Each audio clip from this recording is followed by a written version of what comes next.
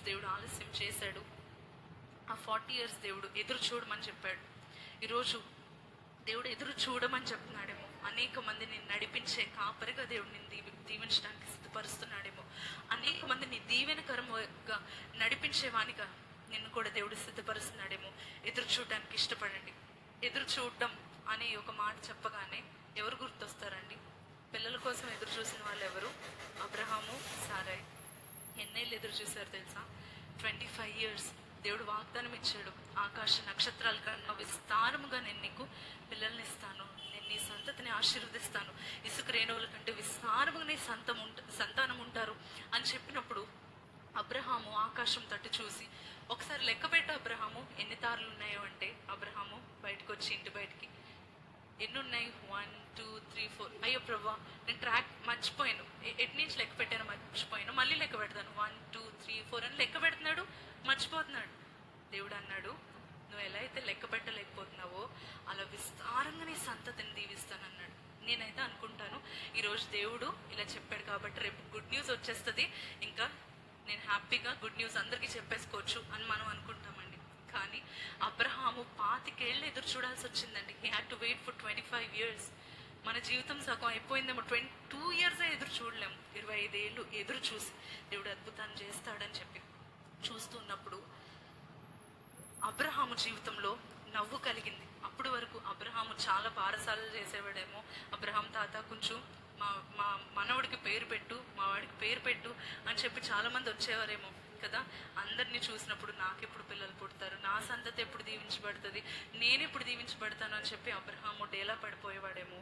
కానీ దేవుడు ఇచ్చిన వాగ్దానం కొరకు ఎదురు చూసినప్పుడు ఇస్సాకు అనే నవ్వును అబ్రహాం జీవితంలో చూశాడు. ఈరోజు మీరు ఎదురు చూస్తే కనుక నవ్వుని దేవుడు మీ జీవితంలో దయచేస్తాడు. కన్నీటితోనే ప్రతిదినము ఎదురు చూస్తున్నారేమో, కన్నీరు కారుస్తూ ఎప్పుడు నా దుఃఖ దినములు సమాప్తం అవుతాయి అని ఎదురు చూస్తున్నారేమో. దేవుడు మీతో మాట్లాడుతున్నాడండి. కన్నీటిని నాట్యముగా మార్చువాడను నేను, మారాను మధురముగా మార్చువాడను నేను, నేనే నీ పరిస్థితిని మారుస్తాను, నీ కన్నీటిని నాట్యముగా చేస్తాను, కన్నీటిని దుఃఖమును సంతోషంగా మారుస్తానని దేవుడు మనతో చెప్తా ఉన్నాడు. సరే, ఎదురు చూస్తాం, ఓకే. ఎదురు చూసినప్పుడు అంత మంచిగా ఉంటుందా, అంత హ్యాపీగా ఉంటుందా, రిలాక్స్డ్గా ఉండొచ్చా అని అనుకుంటే కనుక ఎదురు చూస్తూ ఉన్నప్పుడు కొన్ని నెగటివ్స్ కూడా మనం ఎదుర్కోవాల్సి వస్తూ ఉంటుంది, మనం ఫేస్ చేయాల్సి వస్తుంది. అందులో మొదటిది ఏంటంటే మనము సందేహపడచ్చండి, సందేహపడే అవకాశం ఉంది. అందుకనే జాగ్రత్తగా చూసుకొని హెబ్రీయులకు రాసిన పత్రిక 3వ అధ్యాయం 7 నుండి 12 వచనాలు తర్వాత మీరు ఇంటికి వెళ్ళి చదవండి. Hebrews chapter 3 verse 7 through 12. ఇశ్రాయేలు ప్రజలు వారు దేవుని పైన, దేవుని యొక్క అద్భుతాల పైన వారు కూడా డౌట్ వచ్చింది, సందేహపడడం మొదలు పెట్టారు. తర్వాత దేవుని శోధించడం మొదలు పెట్టారు, దేవునికి చిరాకు తెప్పించారు, దేవునికి వ్యతిరేకంగా సనుక్కున్నారు, దేవుని యొక్క ఉగ్రతకు లోనయ్యారు. అటువంటి ఉగ్రతకు లోనై కానాను దేశానికి వెళ్లకుండా అరణ్యంలోనే ఆకులు రాలినట్టు రాలిపోయారు. అలా మన కొరకు ఉంచబడిన వాగ్దానం, మన కొరకు దేవుడిచ్చిన దర్శనము అది చేరుకోకుండా ఆగిపోవాలి, మధ్యలో రాలిపోవాలి. మన జీవితంలో అందరికి చేరడానికి వీలు కాకూడదంటే మనం కూడా చేయాల్సింది ఏంటంటే దేవుని సందేహించడం. దేవుని సందేహించడం మొదలు పెట్టారేమో ఎదురు చూసే కాలంలో మీరు వాగ్దాన దేశం వైపుకు వెళ్ళడానికి కష్టమే. సందేహించడం మానేయండి. మార్తా, నువ్వు నమ్మిన ఎడల దేవుని మహిమను చూస్తావు.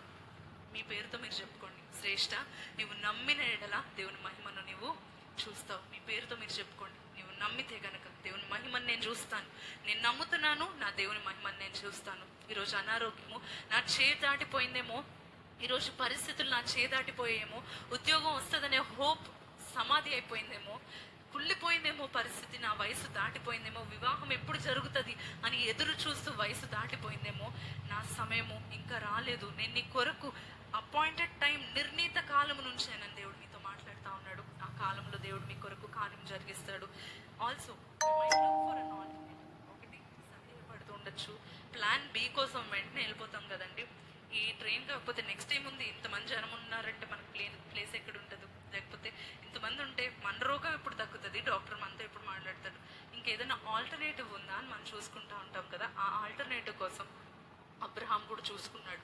ఎదురు చూడలేక ఏం చేశాడు, ఇష్మాయిల్ని కన్నాడు. ఆ ఇష్మాయిలే అబ్రహాముకు ఒక వేదనగా, అబ్రహాముకు ఒక ఇప్పటికీ కూడా దేవుని ప్రజలకు ఒక వేదనగా, దేవుని ప్రజలను బాధించే వారిగా ఇష్మాయిల్ ప్రజలు, తన తరము మిగిలిపోయిందండి. Still trouble to this day.